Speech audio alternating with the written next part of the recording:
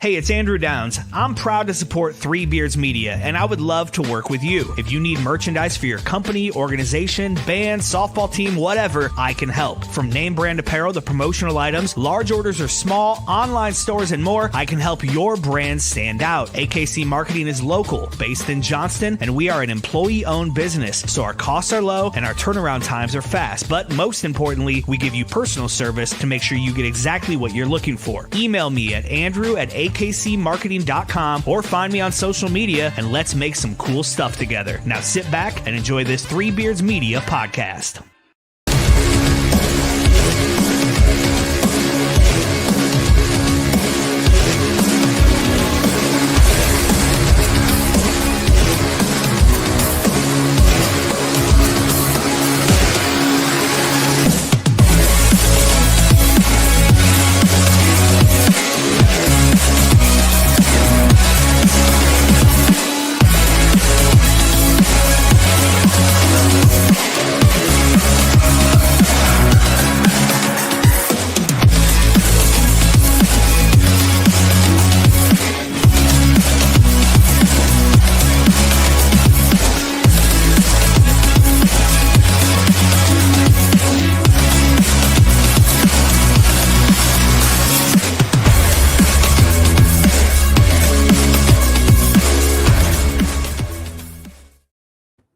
Welcome into the Hawks Eye View. I'm Andrew Barber with Drew Shipley. I was going to say good evening, but I don't know if can I say that? Is it still a good evening on the Hawks Eye View?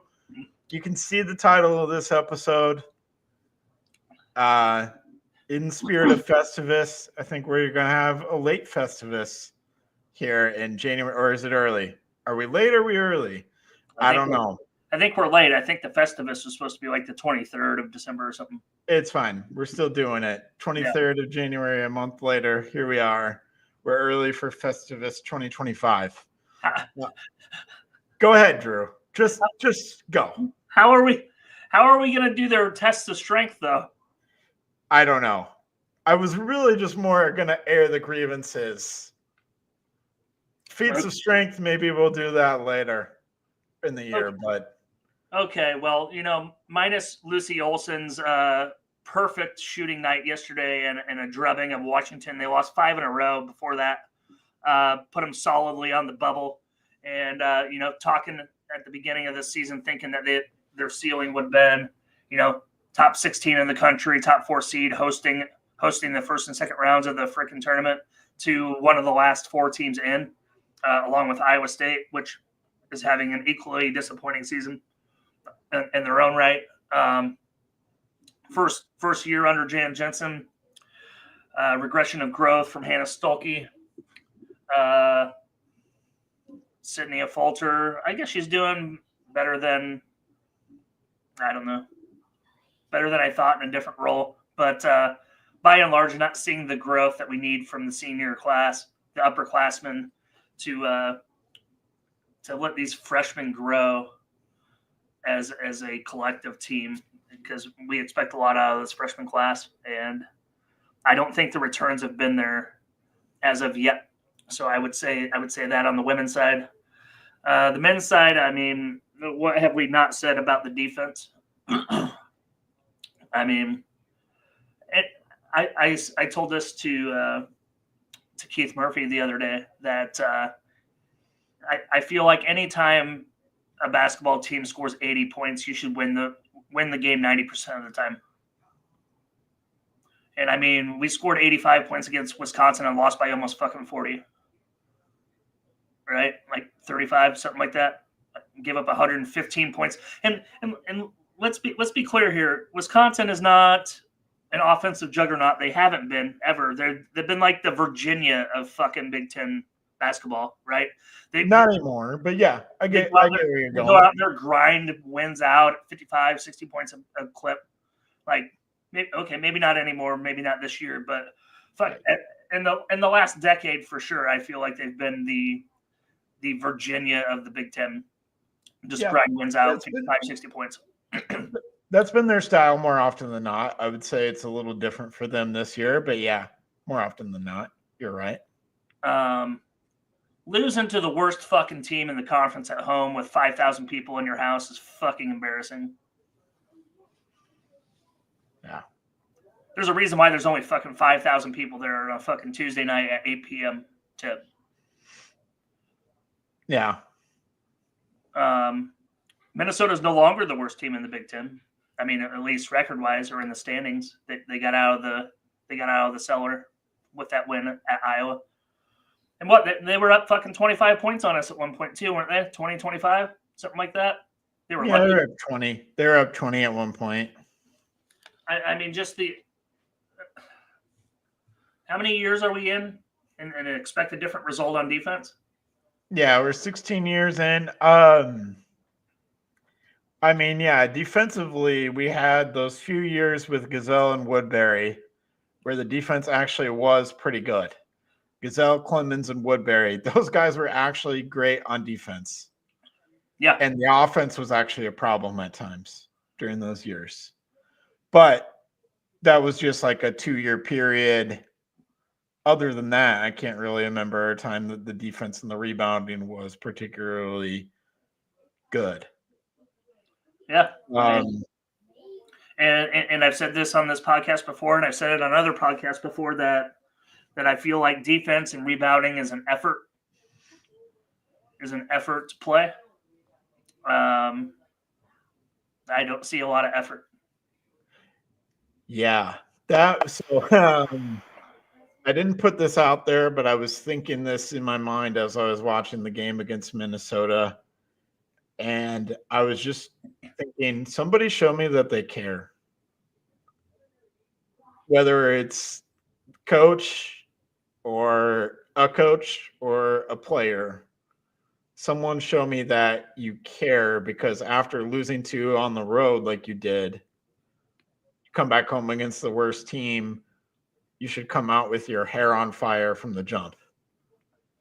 And I know that the crowd maybe isn't what you're expecting, but still, if you have any sort of pride, you should come out in the first 4 minutes or whatever and try to blitz Minnesota. Yeah.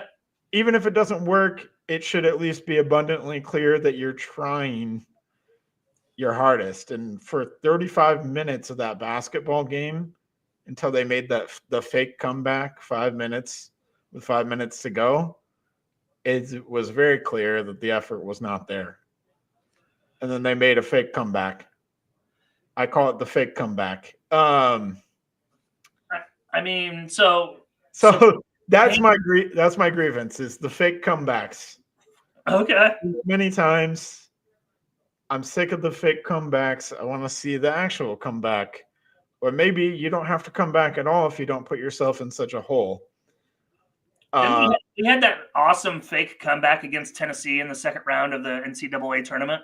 That was the Isaiah Moss game. I called it the Isaiah Moss game because Isaiah Moss got hot, but he also shot us out of the game. So then he went to Kansas. And lit it up in a few games for Kansas, but yeah. So I mean, fake comebacks, I like that. Yeah.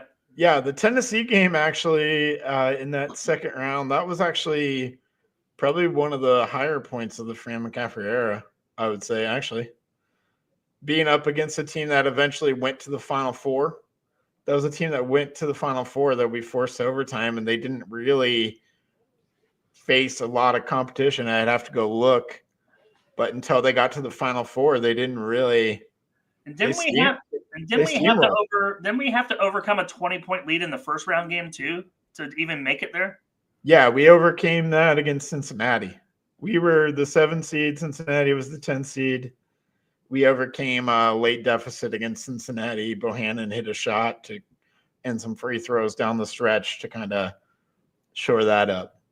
That and the Big Ten tournament run where we won it all, and the amazing games against Indiana and Purdue were, in Keegan Murray's final year, were probably the highlight of the Fran McCaffrey, the 2 highlights of the Fran McCaffrey era. And then when we lost in the first round after that? Yeah, okay. We don't bring that up. To the We don't talk to- about that here. to the Richmond Spiders. We don't talk about that here. We only talk about losses to UAB and Hampton here. We don't talk about that. Yeah, we don't talk about losses to Richmond or Northwestern State. No, nobody remembers that. No, not at all. Okay. I don't remember that. I don't even know what you're talking about.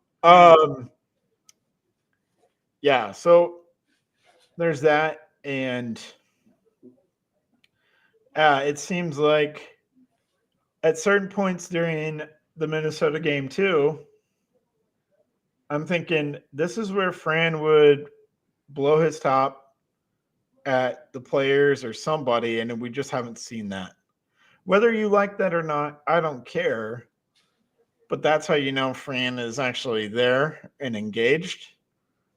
He, gets in the guys' faces and they respond. That's not happening. That's not happening anymore. So to me, that is a sign of someone checking out personally.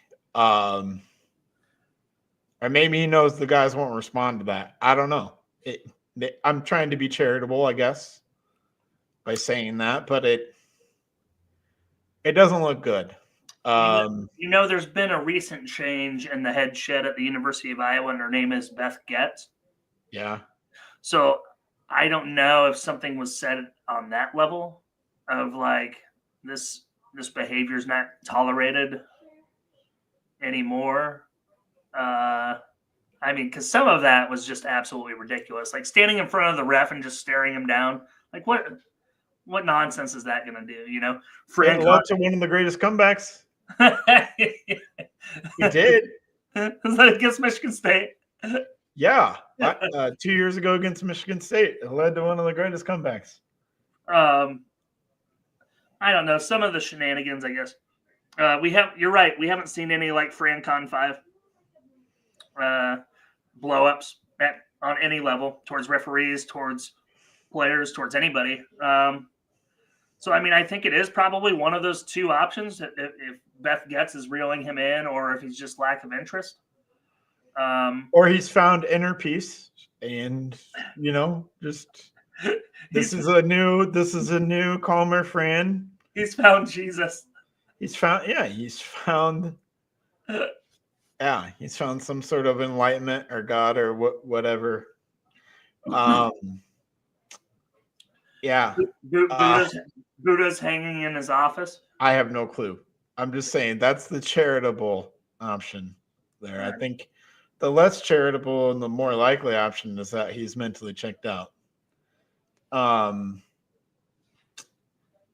Another thing I was thinking about, another grievance that I've had and people have long had with the Fran McCaffrey era, and this is a lot of Fran McCaffrey grievances I'm throwing out here. That's okay. But it's pertinent. It's pertinent. The not playing players with 2 fouls has always been a huge thing for me, and I was thinking about this more because the psychology of a basketball player is huge. Like, people don't understand how much of the game of basketball is actually mental. Like, we all see the physical, but the mental is very important as well.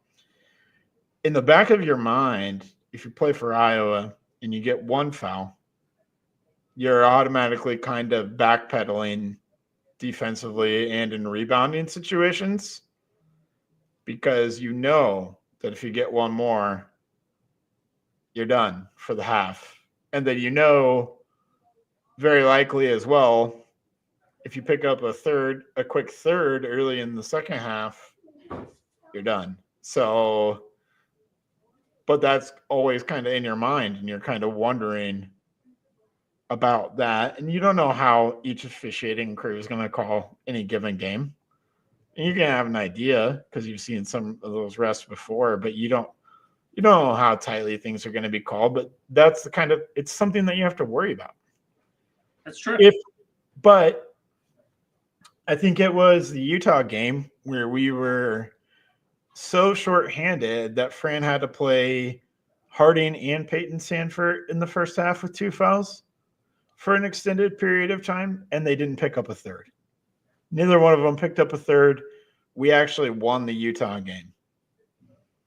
Right? So that's a minor example of a grievance that I have, but I think it just speaks to the overall Fran has had a philosophy from the start, and his philosophy hasn't changed much.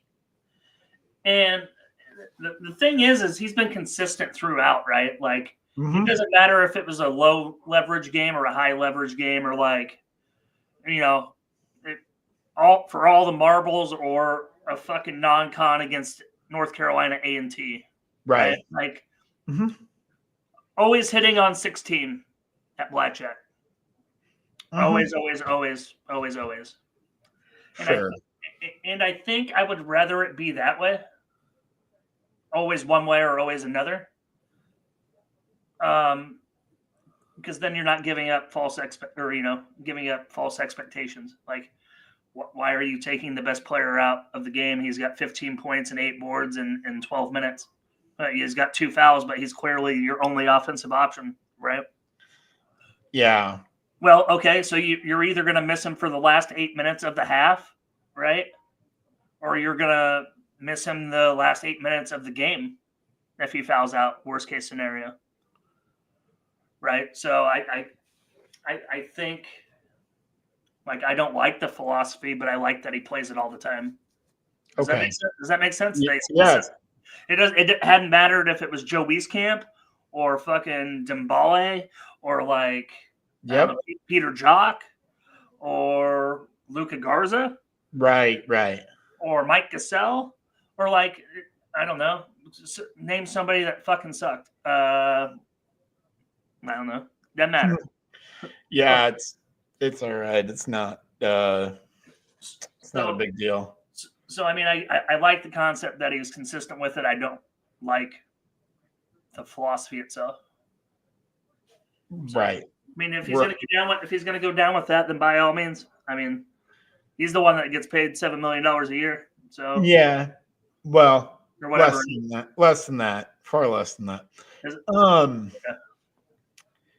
Yeah, I just think overall there's a pattern of stubbornness there. People talk about the stubbornness with Kirk Ferentz, but Kirk Ferentz has actually shown an ability to adapt over the course of his career as a head coach. He's also won those games. He's also won a lot of games, but he also has surrounded himself with the right staff to where his shortcomings are kind of, he's got the proper defensive coaches in all the time. There's been no drop off year over year in the defense. Well, I guess I shouldn't say no drop off, but he's got the right guys on the defensive side of the ball. Yeah. Right. And he's shown a willingness to kind of figure things out and adapt to the times. He wants to use the transfer portal to its fullest capability, which is surprising. He's not the most progressive coach, but like he's shown a willingness to change things when he's needed to. Yep. Fran McCaffrey is just the same. He's only changed things when he's kind of had to because coaches have left for one reason or another. But he's never found like a defensive coordinator. That's one thing that the staff has always been missing, and he's never sought that out. It's almost like all those years that Iowa State football never had a special teams coordinator, and that's how they lost like 4 or 5 games against Iowa. Yeah, special teams, missed field goals, muffed punts, like came down to special teams like 4 out of 5 years, and just refused to have a fucking special teams coordinator. Yeah. So that's what I mean is like, if you're not great at coaching defense or rebounding or whatever it is, search for a guy who does that and bring them in and let them take that over. You want me to throw you a name out there? Who? Jess Settles. Yeah.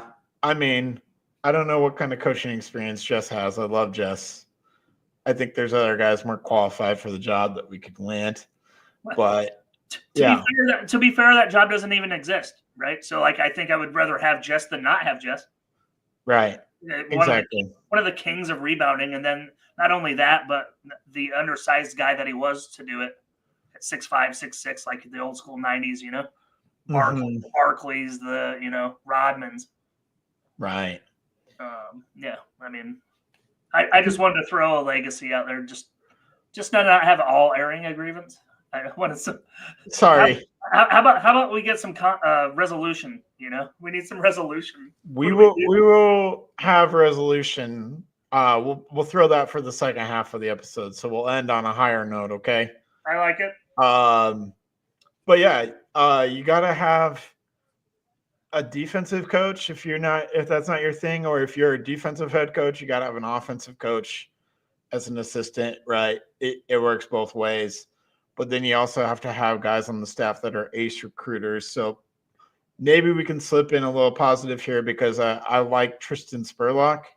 He's recently has been made part of the staff, and he just had his biggest recruiting win. I mean, he was the reason, like primary reason why we just landed Josh Lewis earlier today, who I talked to you about.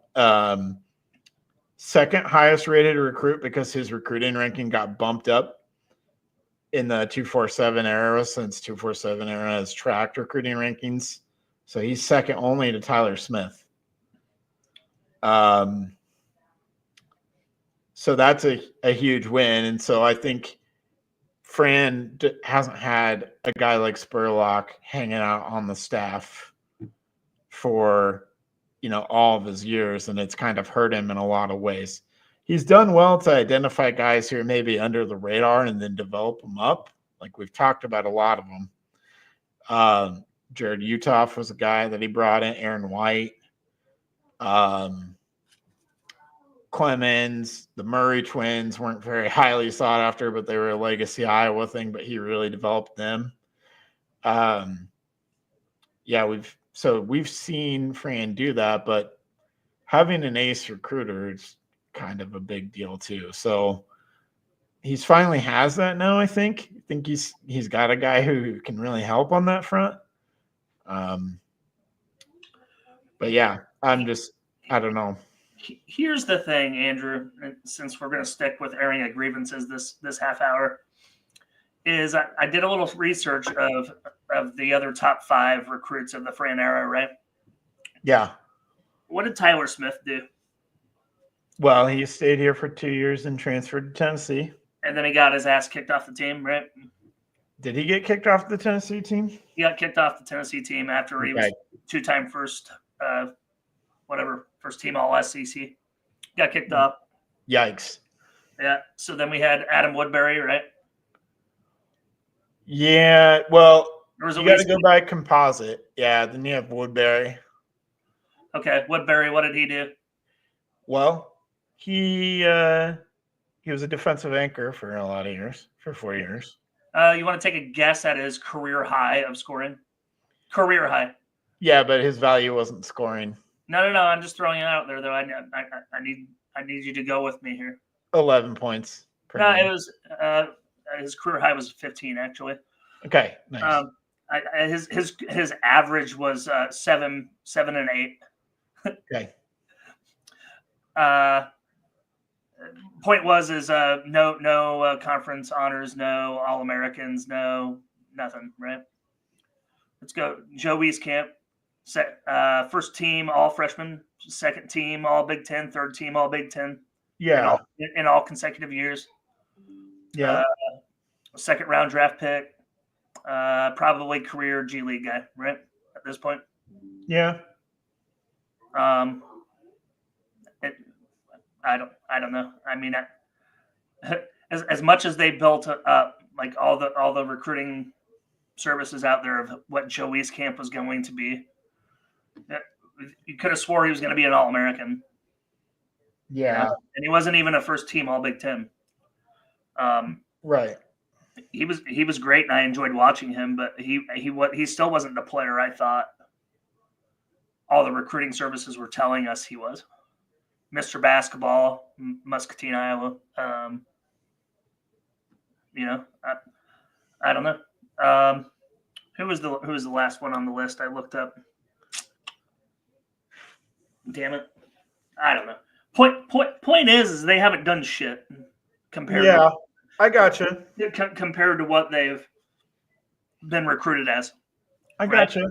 And you already kind of gave like the glass half full end of, well, what did we do with the guys that weren't recruited so high? Luca Garza, folks like that. So like, yeah, Fran's done great with the 3-star guys that, their best offer might have been, I don't know, at that time, UMass, I don't know, Missouri, like, like something, I don't know, somewhere around there, I guess. But I mean, this is a guy that everybody wanted, right? Like I looked at his offers. Michigan State wanted him. I mean, perennial tournament teams wanted him. Texas A&M made a play at him, and if you know anything about how Texas A&M plays, they are defense and rebounding. They're tough. They're a tough team, defense and rebounding, and that's Josh Lewis's main thing. Is he's known as a defender and above average rebounder. Same thing that we said about the Miami transfer. Defender, above average rebounder, kind of raw offensively, but the skills are there for both. You can see where the skills are there to get to the rim. You can see where the shooting motion is there, but it's not consistent. I would rather have guys that are more developed defensively and then let them figure out the offense in college, because I think that's what you need, right? So maybe Fran is trying to do something that I accused him of not doing, and that's change. Maybe. I'm trying to be charitable here. I'm trying really hard to be charitable. The second half of the show.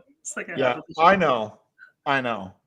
That's all the second half of the show. I think we're going to have to go ahead and just take a break, and we'll get to the resolution part of this show. So we will be back.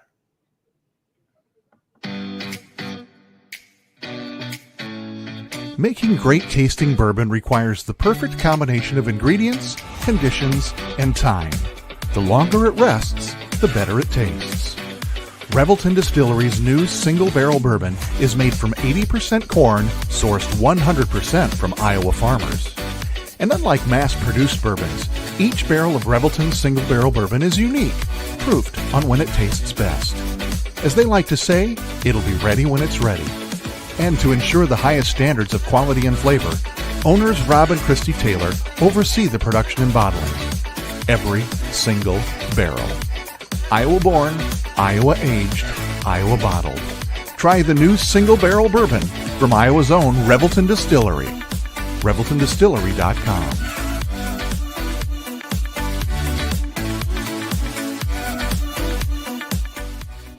Whether you're buying, selling, or refinancing your home, or if it's simply time to renovate the one you're already living in, you need an experienced mortgage professional to help you analyze your financing options and to make sure the closing goes smoothly.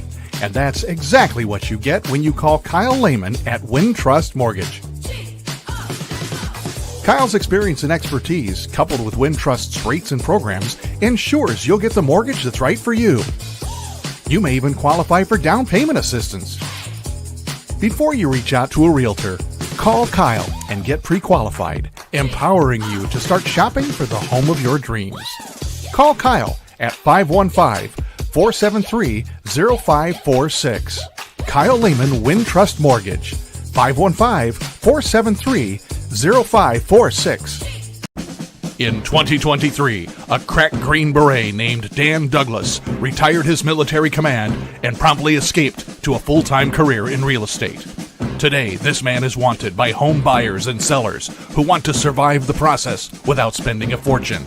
If you have a home to sell or want to buy one, maybe you can hire Dan Douglas at Green Beret Realty. You can find him at greenberetrealty.com. greenberetrealty.com. All right. Well, I teased you all a little bit there before break. Should have saved that for the second half of the show. But all right, we did enough airing of grievances. Drew, let's move on to some resolutions again. I'm just going to let you start. Let's start with the women basketball team. I think Jan needs to find the right rotations. I mean, they played 12 girls in this last game, and I think that's far too many. I think we got to find more trust. I think we need to let Taylor McCabe cook more. She was 4 of 6 last night from 3. Just think if she played frickin' 32 minutes. She played, what did she say? What did she play? Let me see the box score. If they typically don't do minutes for the women's game, which is bullshit. She played 26 minutes. Okay. Think if she played 32, give her another 6 minutes. She make 2 more? 1 more, maybe. 1 more minimum, probably. Another 6 minutes of gameplay. I'd give her at least 1 more. And I've said that Taylor McCabe's our best shooter this whole time. And She is. I think that's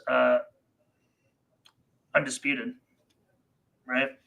So I think you got to shorten the bench, got to shorten the rotation. I think you need to play her more minutes. And you got to get back to putting your players in a position to succeed instead of experimenting with roles that they are not comfortable with. I've said this before. Hannah Stolke putting the ball in the court. I don't like it. Cynthia Falter. I mean, she's banging down on the boards. She's a workhorse, right? But I think doing that on the defensive end is taking away her offensive ability a little bit. I think she's working, I don't know, necessarily too hard, I guess is not the right word. Maybe, I don't know, maybe some equal effort offensively and defensively from, I don't know, lack of better words, I guess. I don't know what words I'm trying to find, Andrew. I know she's had to bump up a little bit because of the way that they're playing Stolke and playing Stolke at the 4. It kind of forces a Fulter into some tough positions, maybe. Yeah. Like she's wrestling 185 when she's really 167. Right. Yeah. Yeah. That's probably a good way of putting it. I'm not as familiar with wrestling as you know, but maybe that's a good way of putting it. And it's not like you necessarily have to steal from one to have the other. It's just, I don't know. Yeah. It looks like she's exerting a lot of effort on one end, and like you're saying, it's taken away. So maybe you need to be a little bit more judicious if you're her with how you use your effort, or maybe just have a greater sense of the moment offensively when it's her time to actually attack. I think that's something that she needs, is just like, oh, well, now it's time for me to go. Right. Because the team needs me right now. Yeah, that's I'm with you on all your points there. I think shortening up the rotation. Some of that, though, was a function of the score of the game. Right. It's like just put some of the younger players out there in game action to just see what you've got. Maybe if it's a closer game, you've got that tighter 7 or 8 that you truly believe in, let's which take is a look. good. Yeah, so I'm with you there. They played 9 ladies in the 1-point loss to Oregon. Okay. The Nebraska overtime loss. They played 9 ladies. So yeah, I mean, that's closer probably. Yeah, right. And I think the ninth lady there is probably getting a few less minutes than all the rest, and it's more of just like a situational type thing. I'm fine with that. I think there's a reason for what Jan does, so I'm not going to question her on how deep she's going because I think she's got her reasons. Well, I mean, a lot of the reasons is she doesn't know what she has, right? Yeah, I think that's it. These girls are freshmen. Give him some run 2 to 3 minutes at a time and see what they can do in Big Ten play as freshmen. I guess maybe I guess she gets paid a lot more than I do to criticize her roster and how she plays them. So right. Yeah. So I don't know. Got to build and find some trust on that roster, though. I still think you got to tighten it up. I don't know. On the men's side, I think the resolution is change. Now that word could mean a lot of different things, but one way or another, change has to happen for the men's team. It's whether that's the removal of Fran McCaffrey as coach, or he decides to leave on his own, which is not out of the question either. A mutual parting of ways isn't out of the question, or maybe a forcible parting of ways isn't out of the question. I think the far less likely option is Fran stays around past this year, given the way that this is snowballed now. But like you said, I think with the recruiting efforts recently, there's at least an attempt to change the type of recruits that he's going after, which it's probably too little too late. But so if he had done this 2 years earlier, maybe we're in a completely different scenario now. Maybe we're not. I don't think so, Andrew, because we're on season 3 here of Hawks Eye View, and I recall previewing the men's season, you being higher than ever in every season that we've done basketball. Yeah, it was. We got Seydou Traore, man. Like, he's going to be a freaking baller. Drew Thelwell, he's going to be a baller, which he basically has been for the most part. Yeah. All these people, the freshman class, Owen Freeman's going to get better. I don't think he has. Brock Harding. It's been a mixed bag. Josh Dix. Give me more Dix. Right. Well, we said this kind of earlier. The team, I mean, that was a big problem with the game against Minnesota was Josh Dix didn't shoot nearly enough. Rep. The team should be centered around Josh Dix offensively with what he's shown so far. Yeah, I mean, I don't. But yeah, I was higher than ever. You're right, but there was reasons for that at that time, and that is all not materialized. It's been It comes back to the airing of grievances. The title of this episode. Yeah, sorry. Of not getting what you thought we got. Out of the players that we know have it. So I put that fully in Fran, honestly. Yeah, I think that's on Fran. I think that's on the players themselves a little bit too. I don't think they're absolved of accountability. You got to take accountability for your own growth, but also, yeah, that's the coach's job. I mean, if Tony Perkins grew like even 1 inch in the 3 years at Iowa, right, he would have been all Big Ten. Right. Instead he had to go elsewhere. Right? Where is he playing now? Missouri. How's Missouri doing these days? They're ranked, but Tony Perkins is not playing. His stats aren't as good as they were at Iowa, but he's in a more diminished role there. Okay.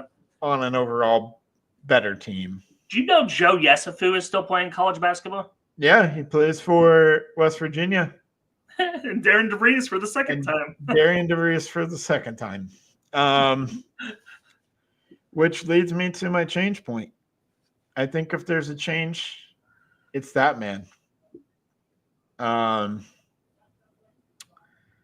We can run down the list of I don't know if this falls into the resolution categories, but I think the resolution is find a new head coach because I think it's going to come to that. Yep.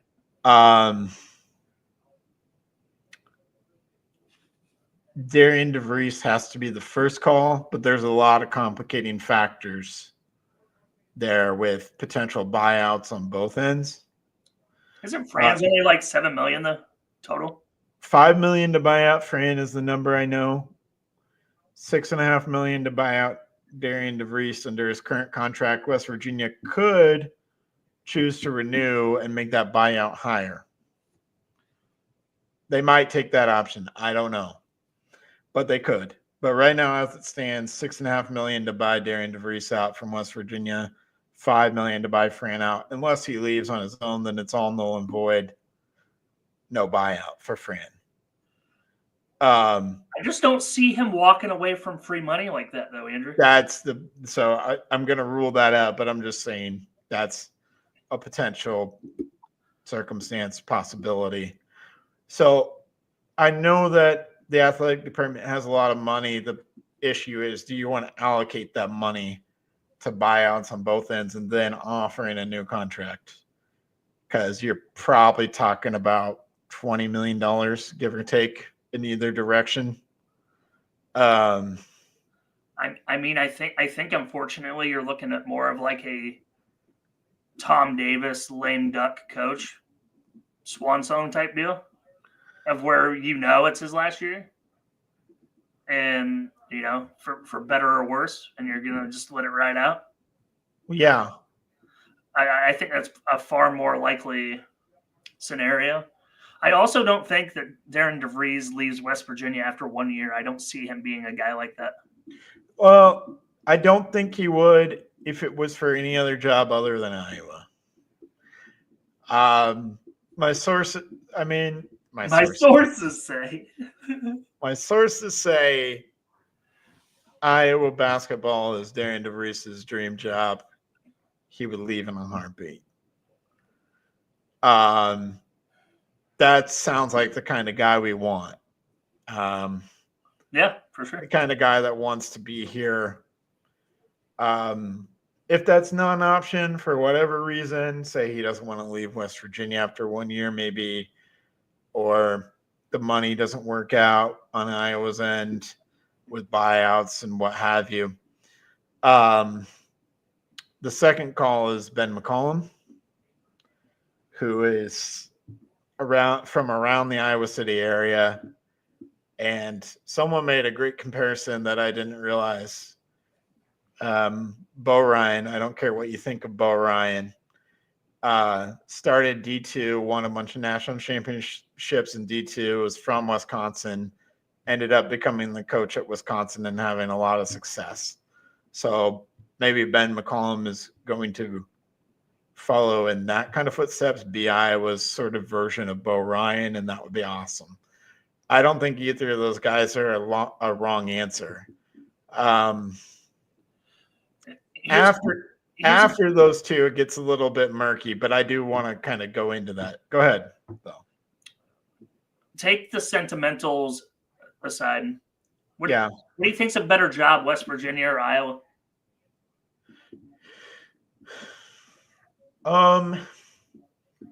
That's tough because with the current support at Iowa basketball, West Virginia is a better job. But I think that Darian DeVries would excite the donors and the fan base so much at Iowa that I think any new coach that is sort of an exciting name, I think, is going to make Iowa better than what they have been because the donors are going to be excited. There's a lot of excitement around a new coach. Sure. Right. And I think there's, like we talked about with Ross Peterson when Ross was on the show, Fran doesn't excite the donors. He's right about that. Yeah. So if you get a coach that will excite the donors, then I think Iowa becomes a better job. But as it stands right now, West Virginia has a better job than Iowa. It's also the toughest play in the country, or toughest place to play in the country. West Virginia? Yep. By Jerry Palm's metrics. Oh, okay. It's literally the hardest place to play in the country is Morgantown, West Virginia. All right. Interesting. Yep. I've never heard that. But oh man, I've heard it's a tough place to play regardless. Not necessarily number one all the time, but I mean it's been up there perennially for the whole Bob Huggins era, probably Press Virginia, like at its height. Yep. And I think Darren DeVries is reestablishing that feeling there. I mean, they're kicking ass, and then they turn around and lost to Arizona State. They're kicking butt. Yeah, they have a lot of marquee wins. I mean, they beat Arizona and Gonzaga on neutral court back-to-back games. Yep. Not that either of those teams are national title contenders, but they're pretty good. They're solidly in the NCAA tournament. They're going to be probably top 4 seeds. Both of them are right around that conversation. They beat Kansas on the road, which Kansas is down. Kansas is a mess. We could talk about them a whole other time. They're a mess. But they beat Kansas in Fog Allen Fieldhouse, which is a tough thing to do, without Tucker DeVries and I can't remember what his name is, one of their other better players. 2 of their 3 best players were missing, and they beat Kansas on the road. Does Joe Toussaint still play there? No, Joe Toussaint ended his career at Texas Tech. Okay. 2 years ago, I believe. Been that long? Holy cow! Yeah. So, but then they beat Iowa State at home again without Tucker DeVries. Javon Small is probably their best overall player. Tucker DeVries isn't far behind, but they were missing Tucker for 2 of their bigger wins of the season. Pretty crazy. So doing that, having all those wins and doing it shorthanded is a sign of pretty good coach. Yeah, I would say. The other thing is Darian DeVries. Another thing in hiring him is he recruited Josh Dix, Price Sanford, and Brock Harding out of high school. He was recruiting all of them when he was at Drake. So it's not like those 3 guys would not know who he is. And those are 3 guys that I think you would want to maybe bring back if you're the new coach. Along with probably Owen Freeman and Cooper Koch. I know we haven't gotten to see him much, but he's pretty highly regarded. How come they haven't redshirted him yet? I think that's coming. It hasn't been made official yet, but I think that's coming. Yeah. And then, DeVries has a top 25 recruiting class coming in next year. All guys that would be very welcomed at Iowa and would be great recruits. And, I think you just kind of give whoever the new coach is, whether it's DeVries or whomever else, you kind of just give them carte blanche to say, make your own roster. Yeah. Whether that's retain certain guys, bring in freshmen, bring in transfers, whatever you want. Right. Brad Heinrichs will support a new coach. If a new coach wants to work with the Swarm to get guys in, he'll try to do his best there. Right. But I mean, look at what Iowa State did in 1 year, right? They fired Steve Prohm, didn't win a single Big 12 conference game. Yeah. And went to the Sweet 16 the very next year. Like the blueprint is there. It's been done before. Yeah. Thankfully we didn't have to fall as far as going 0-for in the conference in a 2-win season. Right. We're not going to fall that far. That's true. There's at least a floor with Fran McCaffrey that doesn't let you fall that far. 500? Yeah. And we talked about it. We've only finished bottom half of the Big Ten. What was it? Twice? This is probably going to be the third time in the Fran era. I mean, it's easy to be in the bottom half with 18 fucking teams now. Right. But yeah, I wanted to go back to names because I think the 2 obvious names are DeVries and Ben McCollum, and then after that it is. I think there's one other maybe obvious name that I really like, Chris Jans from Mississippi State. I love the way his teams play. He has an Iowa City connection. I believe he was here as an assistant coach. He's had some off the court issues personally that might give people hesitation about him, but his teams couldn't be a bigger switch up from Fran McCaffrey. They're all built around defense and rebounding and toughness. And very much Mississippi State tries to do very Wisconsin things in the SEC. So I think that would be very welcomed, but it's not like It's not like the Lickletter era where we're trying to win games in the 40s. It's different than that. And Mississippi State's shown some offense this year, which has made them a much better team. Sure. So Chris Jans has figured things out offensively, which is crazy because that is kind of what was preventing them from taking that next step as a program. So I think he's a good option.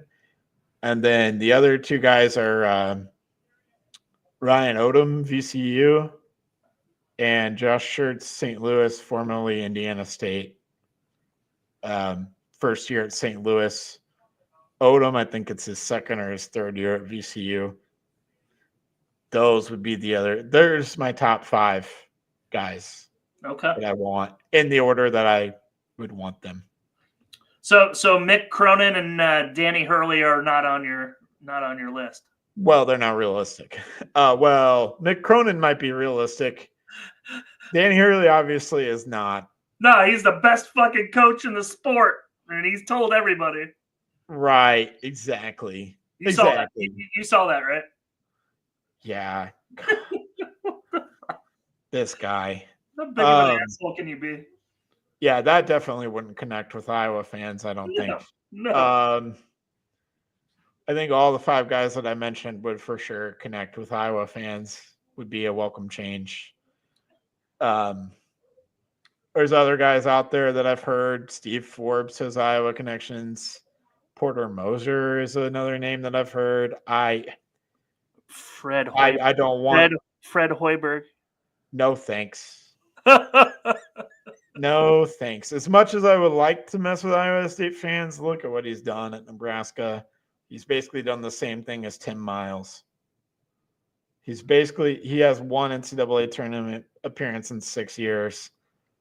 Tim Miles got fired for having 1 in 7 years. No, thank you. Porter Moser made that run at Loyola, the Final Four run that we all remember. Yep. Went to Oklahoma after that, has never made the NCAA tournament. I don't want any part of Porter Moser.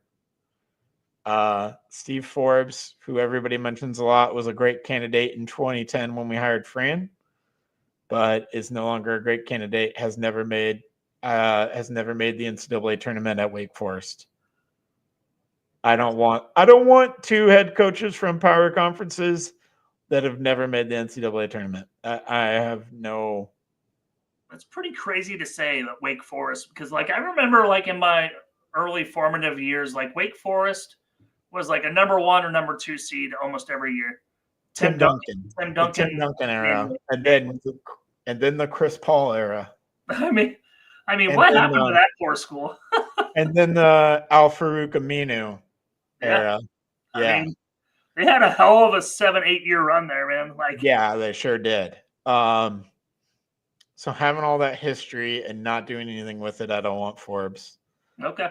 Oklahoma, maybe not the greatest basketball history, but you're in the SEC, you're in the Big 12 before, you have a lot of resources, and you haven't been able to do anything with it. Look how tough the fucking SEC is this year, man. Right. I'm just saying the Big Ten is a pretty tough conference too, and Fran has had more success than either of those guys. That's true.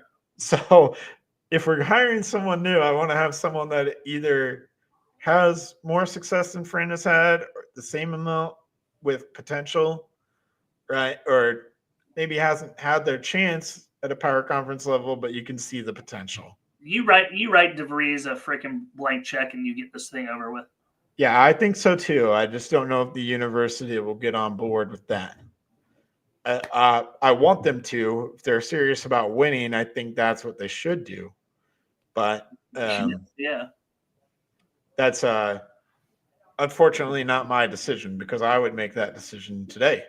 And let me say all this, this probably all sounds like, oh, you hate Fran, you're negative. No, I actually really love Fran McCaffrey. I just think it's just so clear that it's over. It's I think it's all come crashing down, unfortunately. So are you old enough to remember Tom Davis's exit?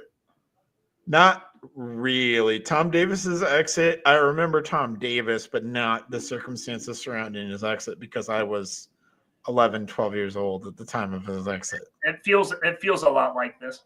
Okay. Like you didn't know he was on the way out until it broke that they were parting ways, mutually parting ways, right? And then he ends up at Drake, and then I watched Drake beat Iowa in Iowa City on my birthday the following season. It was pretty funny. With Tom Davis as the coach? With Tom Davis as the head coach of Drake, yeah, it was pretty great.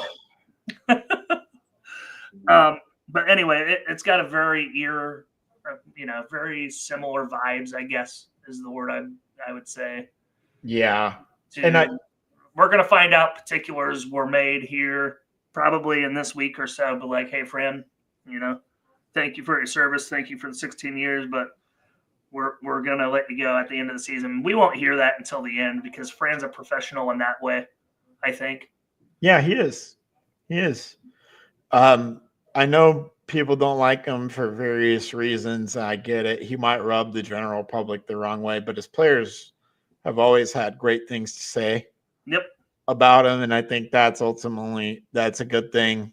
For the most part, he's shown that he's cared. He's tried to win. He's gotten us to the second round. I know he didn't get us to the Sweet 16. His teams just weren't built maybe for those deep runs. And that's okay. That's okay. But we can find someone who can build us up for deeper runs.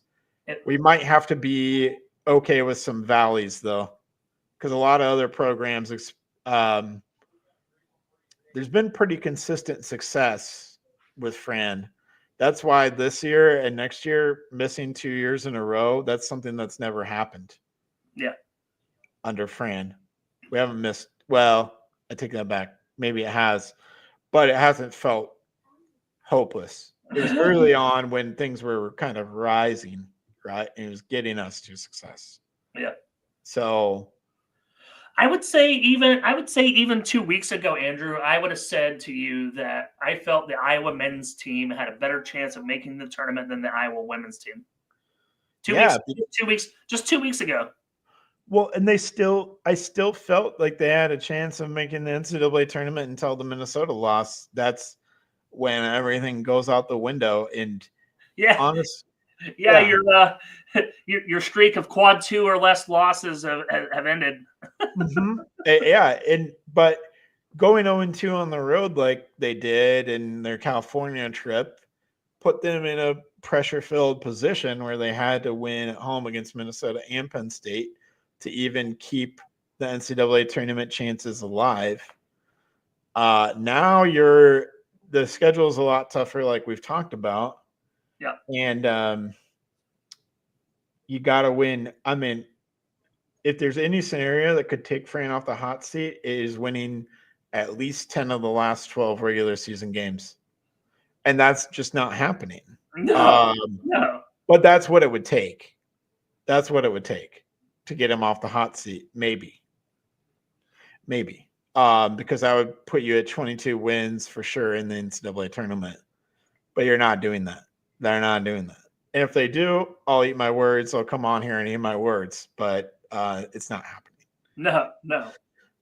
So, yeah. I mean, doing that, getting into the NCAA tournament and getting to the second weekend, I don't know. That could save Fran's job maybe. But that's just not going to happen. It's an unrealistic, far-fetched scenario that just won't happen. And the thing is do you think Fran might already be at peace? Maybe that's why we haven't seen blown-ups. Like he knows this is the end of the road. He's already been told. Yeah, or he made up his mind that this is the end of the road. I'm going to Butler next year, bro. Or I'm just done with coaching and I'm just going to go. Yeah, I'm just going to go enjoy watching my kids play.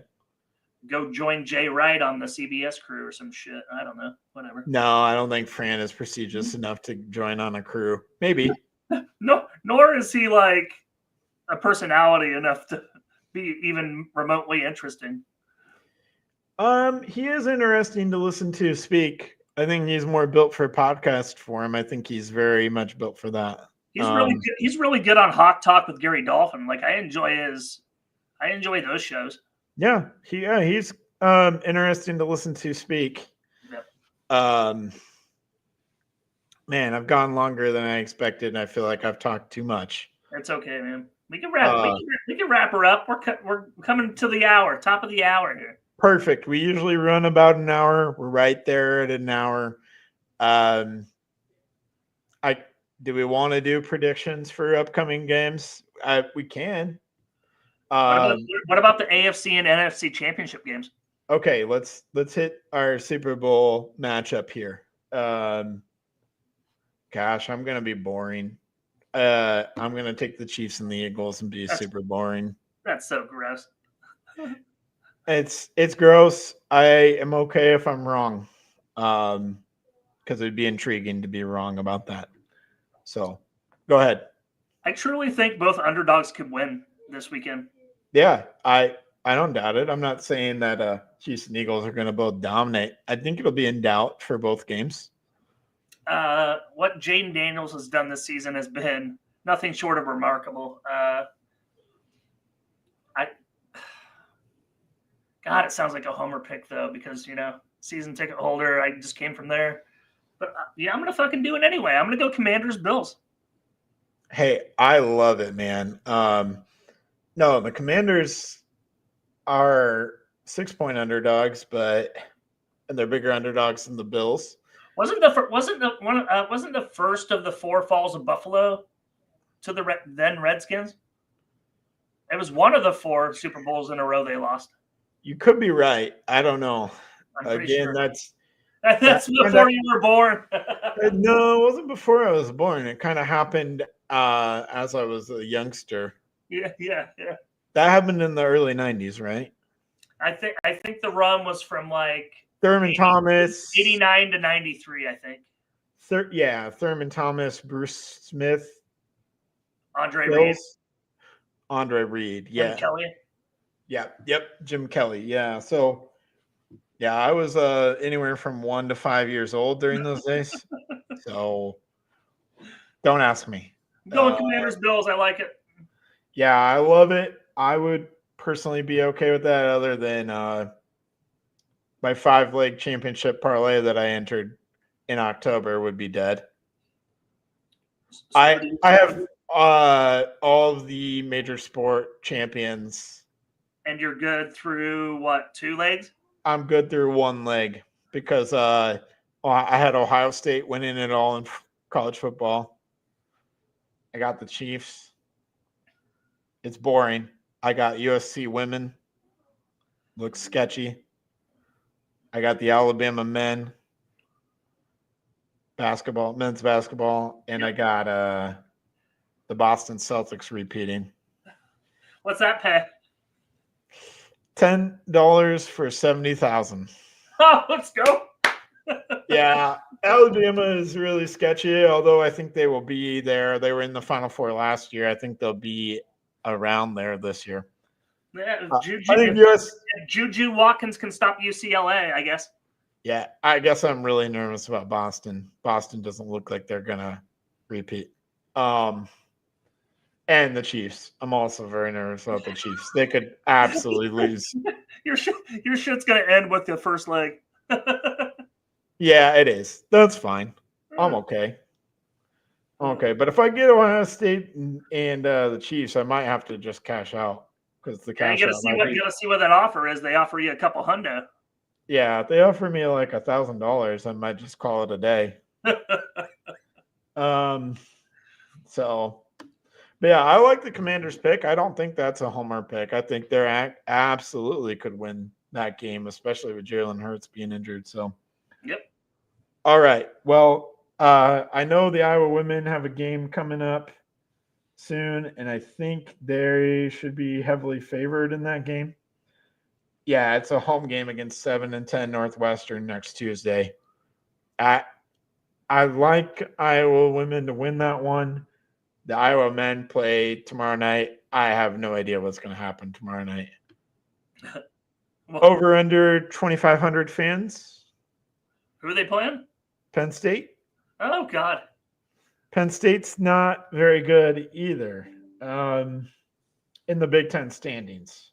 Let me guess, they play at 8 o'clock again too. 8 p.m.